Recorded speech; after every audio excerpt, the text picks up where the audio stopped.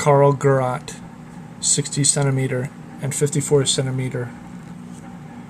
Gerat 040041, NR 1 to 7. The blast from this giant self-propelled mortar has been exceeded only by the stupendous post-war misconceptions about this rare weapon. Who knew that 7 instead of 6 were produced? And why should anyone believe that they were named after General Karl Becker instead of Karl der Gross? Everyone knew that there were two different guns, 60 cm and 54 cm. But who knew that they were interchangeably mounted on the same chassis, and who could have guessed that two different suspensions, two different engines, and two different transmissions were used in this small production series to create a total of 6 different models?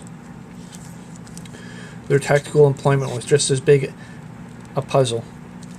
Everyone knew that they were sent to Brest-Litovsk in 1941, Sevastopol in 1942, and Warsaw in 1944. But who knew where they had disappeared to in 1943?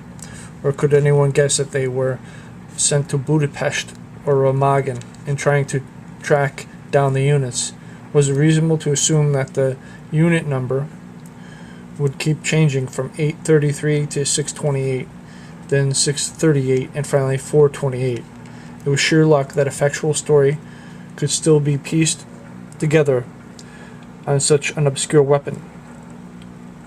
A big part of the puzzle was saved by Karl Gerat of Aberdeen Proving Ground, who preserved a copy of the development history and technical manuals with illustrations from Rheinmetal. Unfortunately, Karl Gerat let the Karl Gerat that recaptured the United States and he brought back to Aberdeen Proving Ground escape to the steel mills. That means being scrapped. Other big pieces of the puzzle and combat employment were scattered piecemeal among the voluminous Heers Group, Army, Corps, and Division records to which Karl Batterien had been attached. Only primary sources were used to create this account. Naturally, there are a few holes in the record. Who would like to read about their effectiveness during the Battle of the Bulge, or how close they actually came to hitting the bridge at Remagen? But thanks to Corps G2 intelligence practice of burning captured records daily, we'll never know what happened. I thought it was the Germans burning stuff. Oh well, whatever.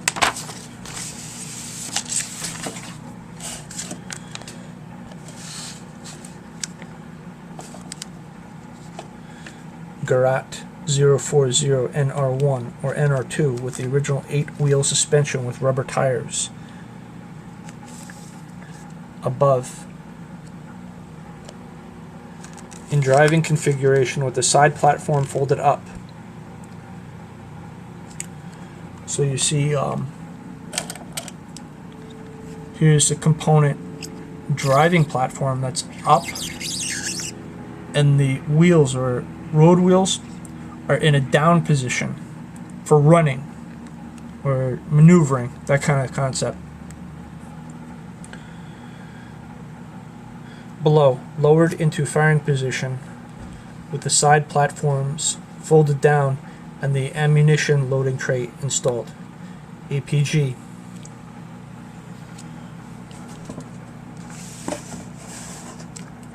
So she's in the firing position. See, the girder platform is shifted down and the road wheels are stabilized and stoic or static. So you see the track, it's just one linear unit, and then in her running position she's joyful and ready to run and bounced up.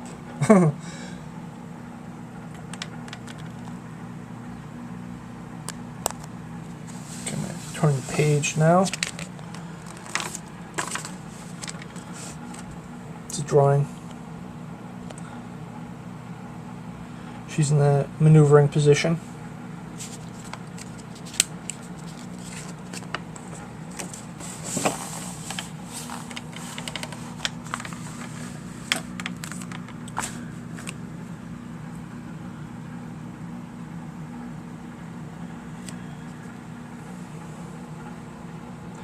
A Karl Gerat chassis without the gun could be transported on roads by loading it onto a 24-wheel Kuhlenmeyer Straßenfahrzeug. After it was loaded onto one of these heavy-duty, low-profile trailers, the chassis was lowered onto its belly.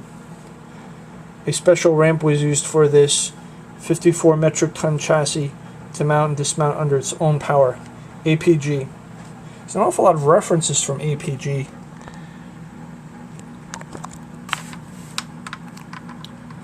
So she's in her maneuvering stage. You see the guy's head there. You see the platform. And this trailer is the same type, I think, that the dual 128mm flat cannon at Aberdeen was mounted on for like 60 years. So there's the ramp, and here's the dolly or trailer with 24 wheels that go right across. It's the identical piece that's at Aberdeen. And this, she's mounting the platform. You see the guy right there. And there she's mounted fully. It's a gigantic juggernaut mortar hull chassis. And there you see she's on platform, and the truck is hauling her. And you see the eagle and the swastika right there. And here are the separate components shipped upon the trailers of a different configuration. The rest of the Karl Gerat was loaded on 16-wheel Kuhlenmeyer Straßenfahrzeug for road transport, from top to bottom, with and without camouflage canvas covers, the 60-centimeter rotor gun tube.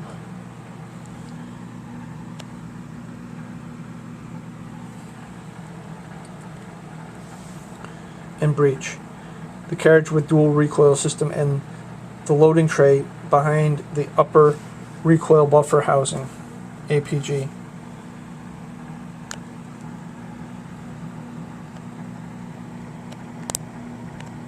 Yes, that's a recoil or loading tray, excuse me. It's that component. And that's it for this presentation.